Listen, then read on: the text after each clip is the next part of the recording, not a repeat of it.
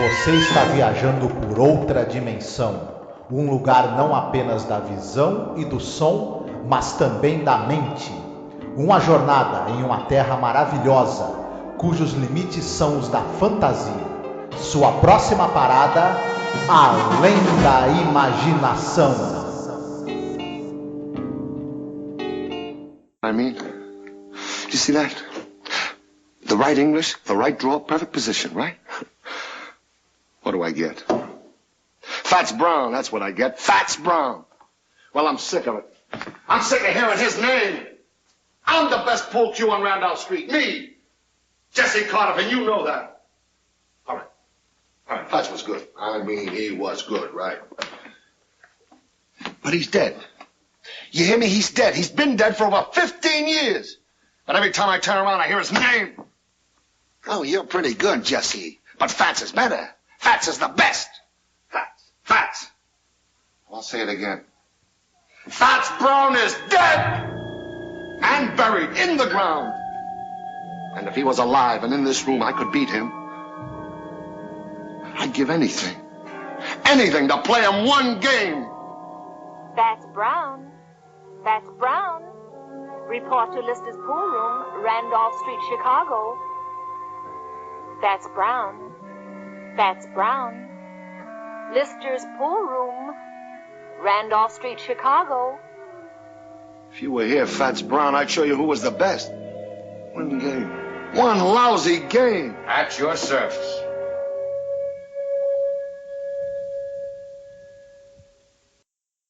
Olá, ouvinte! Seja bem-vindo a mais um episódio sobre a série clássica Além da Imaginação. Eu sou a Angélica. E eu sou o Marcos.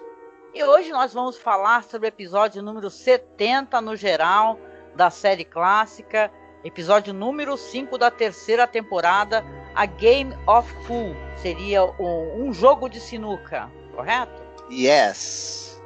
Então vamos lá, esse episódio é um episódio dirigido pelo Buzz Kulick, escrito pelo George Clayton Johnson. A gente já andou falando sobre ele, viu? Até tem um programa onde a gente fez uma grande introdução. Falamos aí sobre a vida do George Clayton Johnson, vou deixar linkado, tá? Aqui abaixo na publicação. E é um episódio sobre obsessão, né? A gente já teve vários episódios da série que tratam sobre obsessão, né, Marcos? Tem aquele do cara que vai para Las Vegas, por exemplo. Eu acho ótimo esse episódio, né? Que o cara fica viciado naquelas máquinas de... Como é que caça-níqueis, né? Caça-níqueis, né? E fica é a louquinho. Febre. The Fever, isso, The Fever, a febre. Então esse episódio também sobre obsessão, né? E tem várias curiosidades, sabe? Esse episódio, por exemplo, é com o Jack Klugman, que a gente ama. E, cara, esse cara é um achado, assim. Ele é nível a gente assistir os episódios com o Burgess Meredith, sabe? O que ele entrega de atuação, né? E tem o Jonathan Winters, que era um comediante famoso, o rei do improviso, muito famoso justamente por ser um cara do stand-up, do improviso, que interpreta o Fats Brown, né, que é o cara mais foda assim, do jogo da sinuca. O Jack Klugman vai desafiar, né? Tem mais detalhes aí, a gente conta na sinopse. Mas tem algumas curiosidades, né, que a gente andou pesquisando. Você quer falar um pouco? Sim. Essa história do George Clayton Johnson tem uma forte inspiração num livro chamado The Hustler, livro escrito por um cara chamado Walter Tevis, que conta a história justamente de um sujeito, de um jogador de sinuca famoso, que seria o Minnesota Fats. Olha só, tem até uma aparência no né? E ele é desafiado por um jovem que quer, né, provar, né, tá tendo um campeonato de sinuca ali entre os melhores, e esse jovem, que é o Ed Felson, ele quer desafiar o grande jogador e tentar fazer seu nome, né? Isso em 61 virou filme com o Paul Newman. Uhum. E interessante, depois, nos anos 80, se eu não me engano, no final dos anos 80, o Paul Newman repete esse personagem, ele já velho, sendo desafiado pelo Tom Cruise. Naquele filme A Cor do Dinheiro. No né? filme A Cor do Dinheiro, exatamente. Que eu não vi, do Scorsese. Isso. Mas nesse filme A Cor do Dinheiro, o Paul Newman repete esse mesmo personagem, né? E ele encontra um jovem promissor, jogador de sinuca, e quer treinar esse jovem, levá-lo para jogar nos lugares onde tem mais efervescência da sinuca, para esse jovem desenvolver as habilidades dele. Só que esse jovem, ele é viciado em jogo, começa a apostar dinheiro e se complicar, e aí o Paul Newman quer confrontá-lo, e eles vão se enfrentar também num grande jogo para provar quem é o melhor, né? Então é interessante que o Paul Newman fez 2 vezes o personagem, que na verdade foi a grande inspiração para essa história do George Clayton Johnson. Falam que eu não assisti, tá? Nenhum dos dois, nem o The Hustler e nem A Cor do Dinheiro, acredite se quiser, e olha que é um filme do Scorsese, eu gosto do diretor. Mas falam que o filme não é essa continuação, né? Que não é tão legal quanto o filme original, que é um filme clássico, assim, muito querido, né? O George Clayton Johnson, inclusive, ele ficou com ideia até de mudar o nome depois, né? Porque o filme tava fazendo um sucesso, foi meio que na mesma época que saiu o episódio, ele quase muda o nome do protagonista, mas acabou ficando como Fat, né? Mesmo. Então, é uma coisa legal mesmo, essa referência que você falou. Eu queria pousar um pouco os nossos olhares aqui, por uma questão interessante, porque esse cara, o Jonathan Winters, que interpreta o Fat, ele era um ator de comédia, né, um comediante muito famoso, né, um cara que, por exemplo, ele gravou vários álbuns, né, de comédia, e álbuns que ganharam Emmy, sabe? Ele teve 11 indicações ao Emmy, né? Mas a carreira dele é uma carreira tão... muita viagem, fazendo stand-up e tal, que o cara teve um colapso, sabe? Acabou ficando internado, inclusive. E a aparição dele nesse programa do Rod Serling é interessante pelo sentido que ele enviou uma carta pro Rod Serling. Ele pediu pro Serling se ele poderia aparecer e tal. E você vê, né, quando você vai refletir, né, claro, pensando no Jonathan Winters, né, mas pensando nos comediantes, grandes comediantes, que eles têm papéis dramáticos absolutamente maravilhosos, né? Se você vai logo de cara, uma reflexão ali rápida, por exemplo, tem o Jim Carrey, né, que fez o Cine Majestic, ele fez aquele filme maravilhoso, Show de Truman, né, o Brilho Eterno de um Momento Sem Lembranças. Tem vários comediantes, se quiser, depois a gente até menciona mais alguns. A Melissa McCarthy mesmo, que ela fez um filme recentemente chamado Tammy, aonde ela recebeu indicação também. Então, quer dizer que é interessante quando você vê o cara que, por exemplo, esse cara, o Jonathan Winters, que era o rei do improviso, ele foi uma das grandes referências, e você vê muitas fotos dele junto com o Robin Williams, por exemplo, sim, que era também o rei do improviso, né? Um cara engraçado, um cara que fazia várias vozes. Então você vê uma influência, inclusive, né? Porque o Jonathan Winters, ele era famoso por esses álbuns, ele também tem um trabalho em rádios, ele fazia vozes para comerciais, ele era uma cara muito conhecida. Mas quando ele teve esse colapso, né? Esse colapso foi mais ou menos nessa época, ficou internado, inclusive, sabe? Sofreu uma pressão enorme, ficava o tempo todo longe da família. Então ele queria começar a fazer coisas para as quais ele não precisasse ficar viajando, sabe? Ter essa rotina tão corrida como ele tinha, né? Então você vê que o papel dele, né? Eu sei que eu tô me demorando nisso, mas ele é muito contido, né? E você consegue imaginar muitas coisas, menos que o Jonathan Winters é um comediante, né? Que ele tem um ar sério e compenetrado, né? Nesse episódio. Sim, o George Clayton Johnson tinha escrito um personagem que ele fisicamente era diferente do Jonathan Winters, e era um personagem com atitude muito mais provocativa e bonachona. Essa, como você mesma falou, a atuação dele, que é muito contida, ela acabou funcionando maravilhosamente bem pro personagem e até surpreendeu. Na hora que o episódio estava sendo rodado, a abordagem que o Jonathan Winters fez, que é o contrário do que o pessoal estava esperando que fosse acontecer, na verdade. Outra coisa importante de falar dele, que um papel importantíssimo da vida dele e que marcou muita gente, é a voz do Papai Smurf, né? Muito importante. Não aqui no Brasil, mas lá nos Estados Unidos, né? Sim, sim. O Jack Klugman, né? Ele é famoso por um episódio no qual a gente já conversou, que é um episódio chamado A Passage for Trumpet, que é um episódio sobre um homem que tem uma revelação, né, e tal, ele acaba cometendo suicídio, né? A gente colocou até aviso de gatilho, né? E tal no episódio, mas assim, ele entrega uma atuação também que o Jonathan Winters tem de contido, né? que é você vê assim, ele sua, né? Eles têm vários momentos no episódio que tem um destaque pro suor pingando na cabeça deles. Depois você vai entender o motivo, né? Ele tem de raivoso, sabe? Ele é uma pessoa irada. A palavra é essa, eu acho, né? Ele tá irado. Então, é interessante você ver a atuação dele. Ele é muito bom, gente. O Jack Klugman, ele é um cara, não sei se você sabe, né? A gente comentou um pouco em off aqui entre a gente, que, por exemplo, ele aceitou fazer o papel para esse episódio sem nem ler. Ele não sabia nem do que se tratava.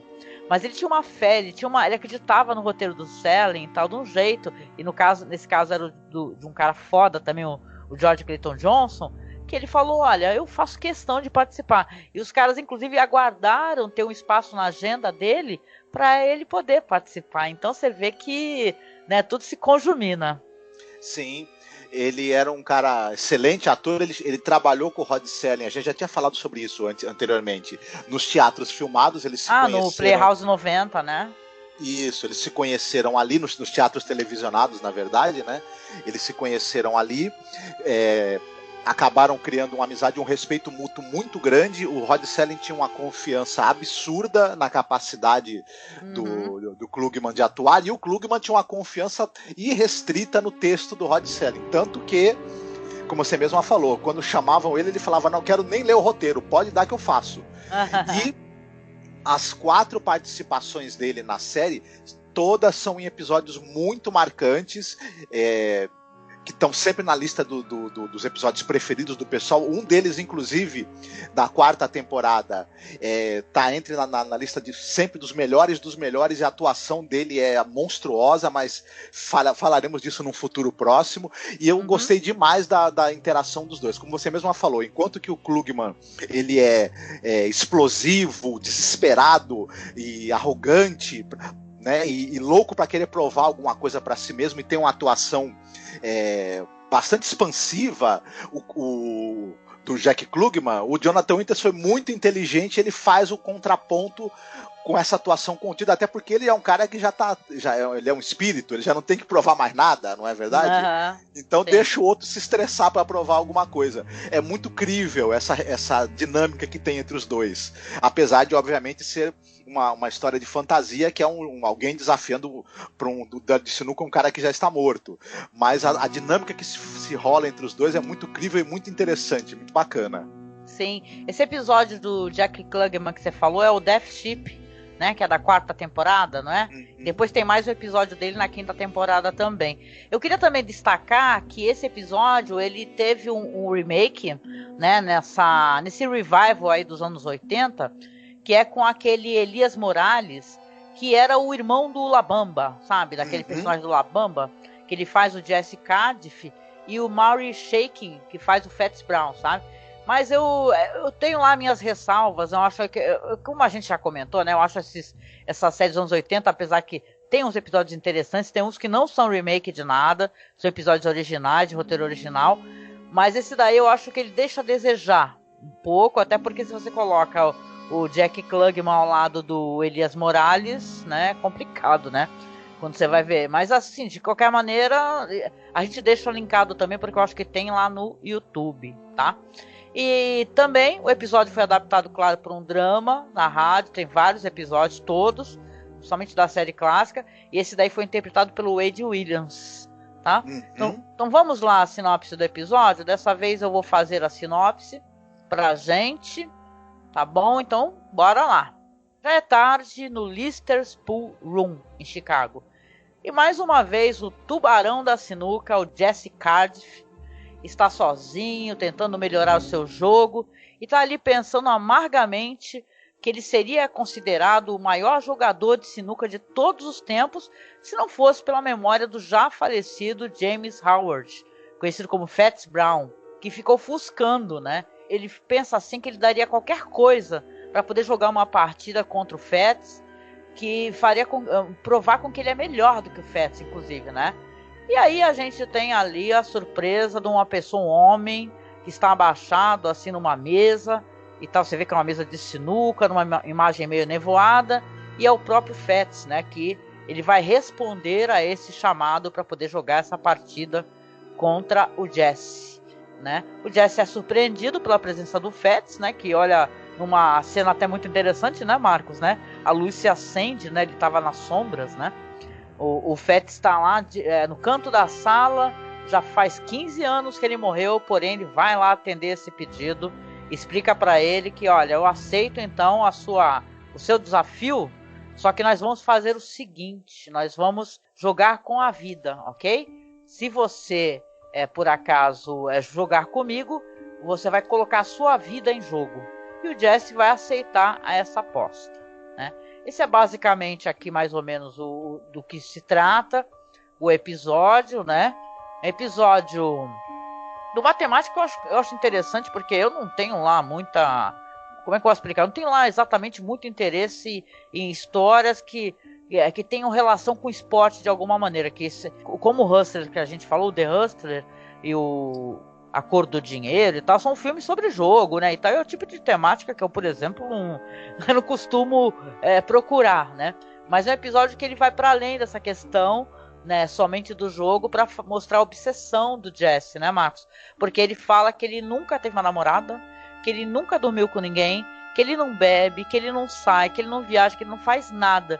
Inclusive o Fats Brown fala para ele, poxa, mas eu tive uma vida plena, né? Ele fala, eu namorei, eu viajei, eu conheci lugares onde nunca se ouviu falar de sinuca. Então é dois extremos, né? É o obcecado Jesse versus o Fats, né? Que é um jogador, que era o melhor jogador, né, do mundo no caso, porém tinha uma vida, né?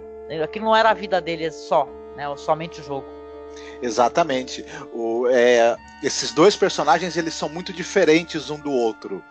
O Fats, ele era um cara que era um grande jogador, mas você percebe que ele era um ser humano muito diferente, muito mais aberto para a vida. Ele tinha uma vida e a sinuca era mais uma das coisas na vida dele, enquanto que pro personagem do Jack Klugman, a sinuca é tudo.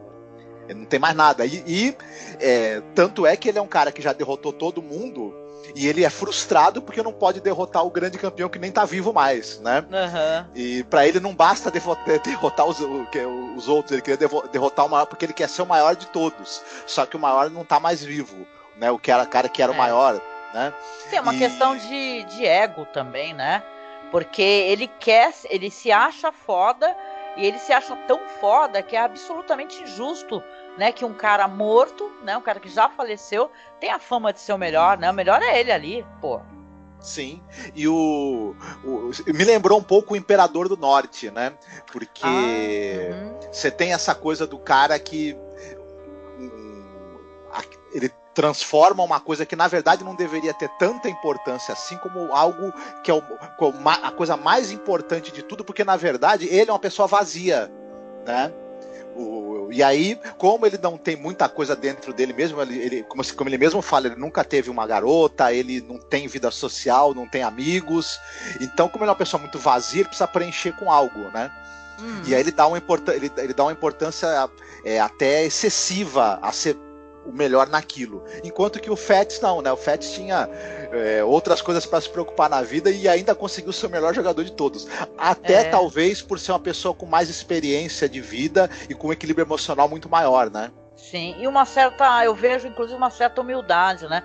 Porque ele trata o Jesse, mas não é com uma condescendência, sabe? Que por sinal que é isso que me faz desgostar um pouco desse remake dos anos 80. Eu acho ele um tanto condescendente, ele é um tanto provocativo, né? O episódio tem uma diferença no final, né? Já entregando inclusive o final, né? Que o Jesse vai ganhar o jogo, né? E o Fats, você vê que ele conversa com ele, eles têm esse papo sobre um ter tido vida, o outro não, né? Tu fica meio assim, com todo respeito, mas você fica meio, se foda, né, o Jesse, porque você não teve vida porque você não quis, né? Por que você fez disso a sua vida, né? Talvez seja bem o que você falou, né? O cara que é vazio por dentro, né? Nada vai preenchê-lo, né? Então, você vê que, no caso, o Jesse, que ganha a aposta, ele não vai entregar a vida dele, né? A grande brincadeira nesse caso aí é que ele vai tomar o lugar do Fats, né? De ser o maior jogador do mundo, a lenda, né? O Fats até fala pra ele, né? Uma coisa que tem interessante é que o George Clayton Johnson fez essa história pra no final quem ganhar, na verdade, é o Fats. né? E ele fala assim, e ele inclusive fala pro Jesse assim, você foi segundo lugar, ninguém liga para segundo lugar, você vai ser esquecido na história e tal, dá meio uma tripudiada assim. E no episódio não, no episódio o Jesse vai ganhar e vai tomar o lugar do Fats, no sentido que na vida ali após a morte, o Jesse vai ser obrigado a ficar respondendo a esses chamados, né? Quando falarem, eu quero jogar com o cara mais poderoso, mais foda do sinuca, lá vai o Jesse ter que atender. Ou seja, na verdade, foi uma libertação pro Fats, né? Que conseguiu ser um cara feliz em vida e acaba depois se libertando também, né? Interessante. Exatamente. Depois eu fiquei até meio pensando sobre o que ele fala que no torneio você tá jogando com a sua vida, né? E eu até meio que pensei que acho que na verdade ele já perdeu a vida dele antes, inclusive dedicando-se só e exclusivamente a esse propósito, né? E não vivendo a própria vida. E a partir do momento em que ele ganha do cara, ele não vai ficar menos viciado e neurótico com isso, ele vai ficar mais, né? Ele vai se tornar cada vez mais ligado a esse jogo e isso vai consumi-lo de alguma maneira, até depois da morte, inclusive. Não, inclusive nesse final aí que o George Clayton Johnson pensou, ele ia ficar muito mais consumido, porque o cara ia embora, desaparecer, ganhou a partida lá com ele e ele ia ficar o resto da vida tentando se provar, entendeu? Ou seja, que vidinha miserável é essa que esse cara tá tendo, né? E tal. De qualquer maneira, né? Por mais que a gente goste do ator, Jack Klugman, ou até mesmo esse ator, o Elias Morales, né? Que é um bom ator, eu acho ele um bom ator. É um personagem antipático, né? Você acaba simpatizando muito mais com o personagem do Fats, né? Sim. Que tava na dele lá, sossegado lá, e na verdade foi chamado para poder ser convocado, né? Ele é convocado ali na vida após a morte, né? Então é um episódio sobre jogo, um episódio que ele é muito calcado nessa questão da obsessão. É um episódio que ele quer mostrar, né, dar um certo valor à vida, como aquele parada em Willoughby, né? Da cidadezinha, do cara que tem aquela vida enfadonha, que trabalha ali com propaganda, publicidade, coisa que o Serling conhece, né? E tal, e acaba tendo um momento de, né? É um episódio que ele quer valorizar a questão da vida, né? Aproveite a vida enquanto você está vivo. Certo. Eu queria só rapidinho também destacar a direção do Buzz Kulick. Eu acho que ele foi muito feliz. Primeiro que ele captou maravilhosamente bem as atuações. Não adianta apenas o cara ser um excelente ator.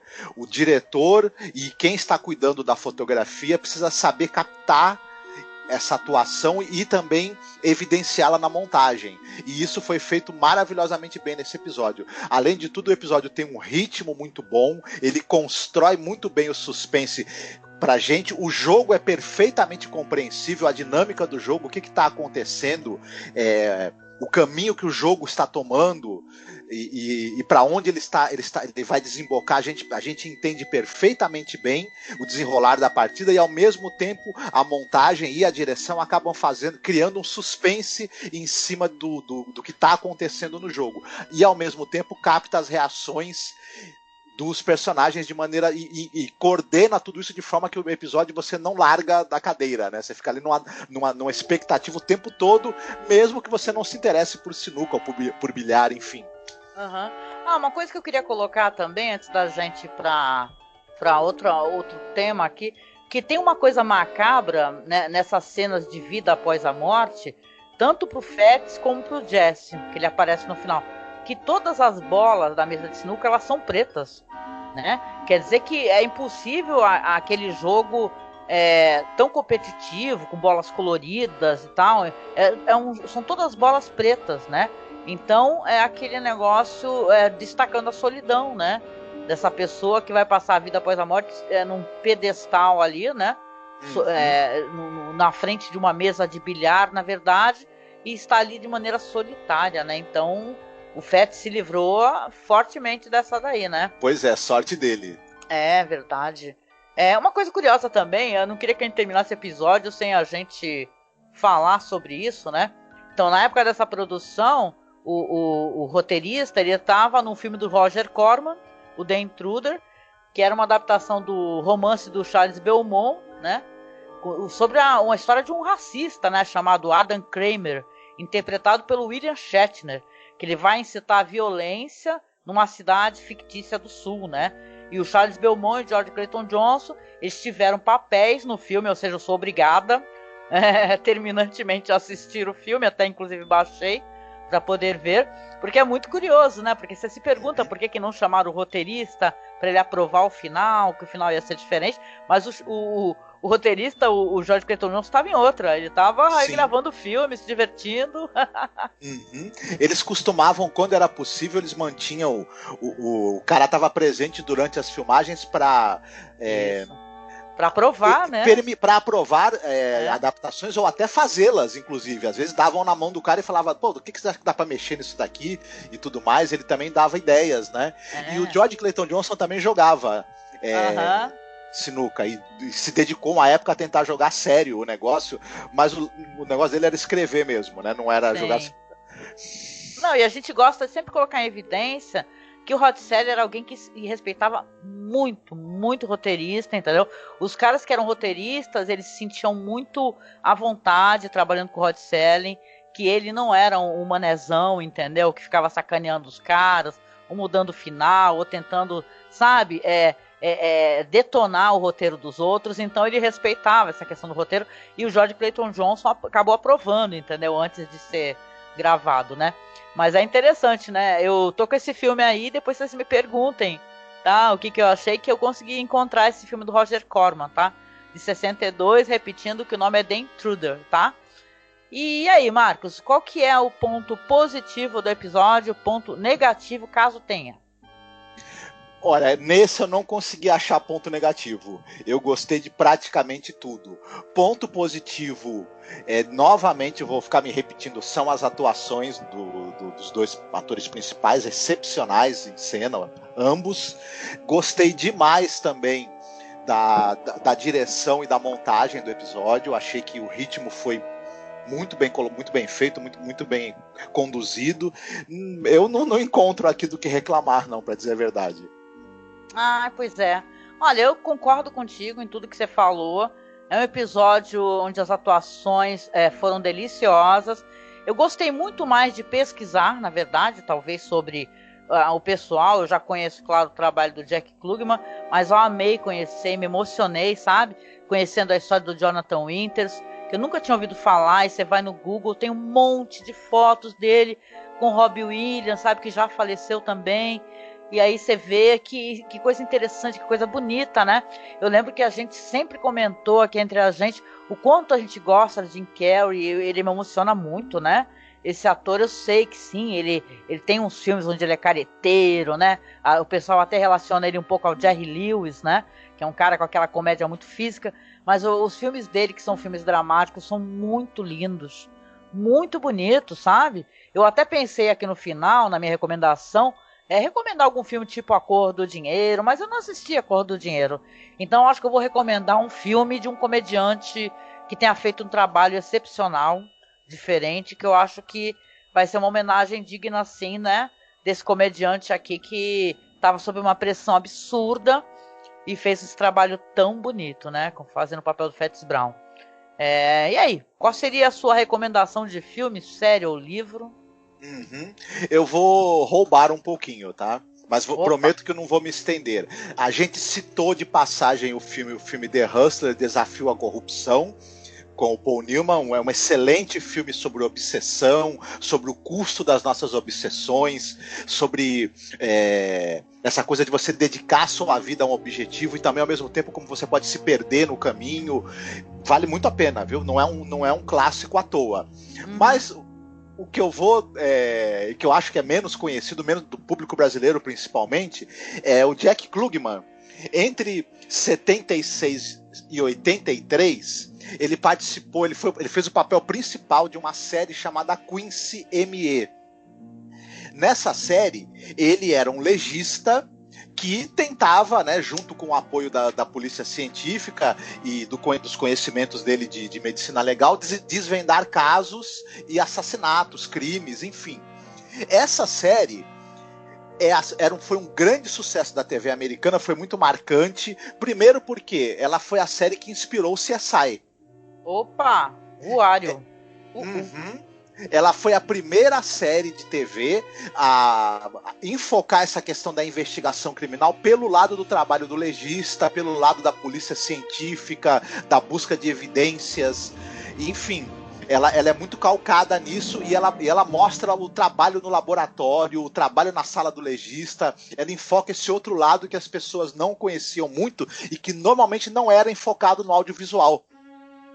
E o personagem dele, do Quincy, obviamente é uma inspiração para o personagem do Grissom, do CSI. Não sei se é fácil de encontrar essa série para assistir. Quem tiver a curiosidade e se conseguir encontrar, vale muito a pena, é muito bacana essa série, muito interessante, viu? Olha, eu vou tentar, tá? Eu vou tentar localizar, nem que seja um link para alguém ver um trailer, um segmento. Quer dizer que a série aí do Grissom Grisalho e do CSI tem inspiração nessa série com Jack Klugman? Isso. E não sei se vai ser surpresa pra ninguém, o Jack Klugman tá matando a pau nas atuações, como sempre, né? Isso aí não vai ser surpresa, porque esse cara é foda, né, meu? Eu fiquei com vontade, assim, de assistir tudo que o Jack Klugman já fez na vida, sabe? Porque esse cara, ele é muito foda, já falecido, claro, né? Mas caramba, maravilhoso. Aí, rapidinho, tem um filme que a gente já comentou, eu vou relembrar rapidinho. Tem um filme de 2003 chamado Aragami, dirigido pelo Ryuhei Kitamura, que é o diretor da Floresta da Ressurreição. Esse filme foi um projeto que eram diretores iam fazer filmes que tinham o tema de um embate entre duas pessoas, num local fechado. E esse filme mostra a história de um cara que é um deus da guerra e ele quer encontrar alguém para ficar no lugar dele. Esse deus da guerra ele tem que ficar desafiando as pessoas até o dia que alguém consiga vencê-lo, e aí ele pode deixar aquele local e o cara que o derrotar fica no lugar dele para desafiar os outros. Esse episódio acabou me lembrando disso. Quem puder encontrar também para assistir, Aragami é um filme muito interessante.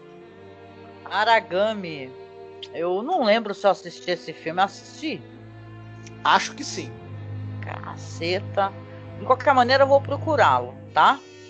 Pois é, vamos lá então. Pra minha recomendação, como eu falei que eu não vou recomendar filme de sinuca, porque eu sinceramente nem o filme do Scorsese eu assisti e o The Hustler também não. Vou tentar assistir. Mas eu gostei muito no ano de 2019.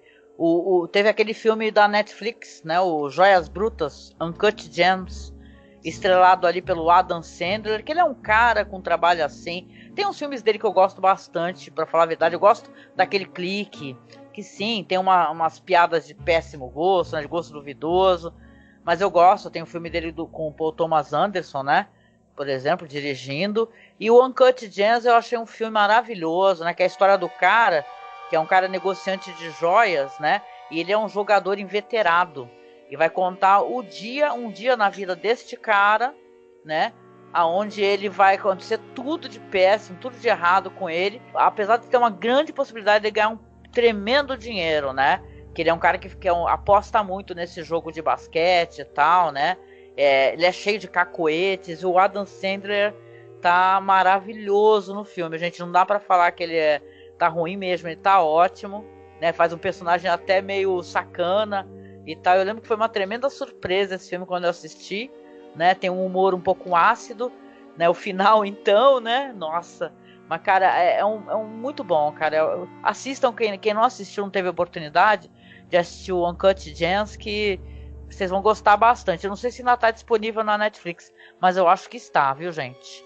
Disponível sim, facilita, né, Marcos? Sim, com certeza. É um filmaço, vale muito a pena ser visto, viu? E quem costuma ver o Adam Sandler nas suas atuações, né, insuportáveis, vai se surpreender positivamente. Gente grande, né, esses filmes aí, essas comédias que ficam passando na TNT, né, meu Deus do céu, né? E tal, mas bom, é um filme legal mesmo, e é a prova que comediante, quando resolve fazer papel sério, dramático, não desmerecendo, claro, os atores que fazem normalmente, mas é muito interessante assisti-los, viu? Muito mesmo. Assistam também, se possível, o Jim Carrey naquele Cine Majestic. é um filme dele que as pessoas falam tão pouco, eu gosto muito desse filme também. Que tava nessa pegada, sabe? Fazendo vários filmes dramáticos. E é isso, né, Marcos? Chegando ao final aqui, a gente agradece a sua companhia, né? Você permitir que nós façamos companhia a você. Acesse as redes sociais que a gente mantém. Nós temos a página do Facebook, tá? facebook.com/masmorracine. Nós temos agora o nosso Instagram. O nosso Instagram agora tem a curadoria do nosso amigo William Funchal, que é nosso ouvinte, nosso amigo, nosso brother. Então, siga a gente lá no Instagram, tá? Que é @masmorracine, que o William vai tentar alimentar o nosso Instagram. Nós temos perfil também no Twitter, que é @masmorra_cast. E se você puder, espero que você possa, se não puder a gente entende, tá? A gente tá sempre pedindo apadrinhamento, né? Porque a gente tem uma conta no Padrim, onde você pode doar algum valor para ajudar a gente a manter o nosso site, manter os nossos servidores, né? Que a gente deixa os podcasts, arrumar equipamento, tá? Então você doando algum valor pra gente nos ajuda bastante. E a gente também tem uma conta ali no Colabora Aí, tá? Que é uma conta onde você também pode fazer doação entre essas plataformas aí.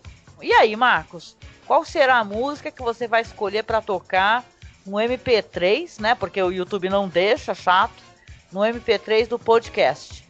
Certo. Você deve lembrar do Hollywood, né? O sucesso? Isso, das músicas que tocavam ali, né?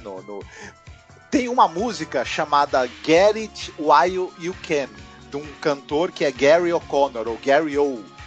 E essa música, quando ela foi lançada, o videoclipe da música passou no Fantástico. O pessoal da gente talvez lembre. O videoclipe é inspirado nesse duelo de um jogador de sinuca mais velho contra um desafiante mais novo. É engraçado que Hollywood, o sucesso, era sempre gente praticando esporte, pulando de parapente, tudo fumando, né? Comissário de cigarro. Isso. E a pessoa fazendo altos esportes, skate, bicicleta, motoca. Quer dizer que esse daí é de sinuca. Isso, e o cara que é o jogador experiente é um gordinho, né? Então você tem. E o outro cara é bem mais jovem. Então tem inclusive uma inspiração nisso que a gente estava comentando aí, dessa coisa do velho campeão sendo desafiado por um jovem. E a música também é bem bacana, assim. Então acho que vale a pena. Legal, não lembro pelo título e pelo cantor. Agora quem quiser, tiver coragem, porque no mínimo deve ser muito bizarro esse programa, mas a gente tem um programa de playlist, tu sabia, Marcos? Sobre Hollywood e o sucesso. Sim. A gente gravou com Bruno Gunter, do Pod Trash, e com Ivan Motosserra. A gente e eu, né, porque tu não tava. E do nada, é muito engraçado esse programa, porque os dois começaram a discordar por que o Vanilla Ice é bom, por que o Angra, na época, o cara tava vivo ainda, né, o vocalista do Angra, é ruim. E nossa, o Pablo, caramba. Isso, também tem o Pablo, um colega da gente. Mas nem o Angra, nem o Vanilla Ice tinham música no Hollywood. Não, mas eu não sei, isso que é engraçado, porque o programa era pra escolher músicas de Hollywood, né? Certo. Tem o nosso amigo Pablo, não pode esquecer de mencioná-lo. Eu tenho muito carinho por ele e muita saudade também de conversar com ele. Mas aí começou uma discussão generalizada. Aí eu botei voz de Alvin e os Esquilos em todo mundo, entendeu? E por algum motivo o programa termina com aquela música Como uma Deusa da Rosana, cara. Então é muito bizarro. E olha que você tem muitos anos fazendo podcast, que a gente hoje em dia faz um trabalho assim um pouco mais acurado, né? Mas era um vale tudo muito louco o nosso podcast, entendeu? Então se você tiver coragem, eu vou deixar linkado aí pra vocês escutarem. No mínimo vocês vão rir e vão escutar muita música boa, porque cada um, em cada bloco, escolheu uma música do Hollywood de sucesso. Tá? Então no meio da briga tinha música do Hollywood também.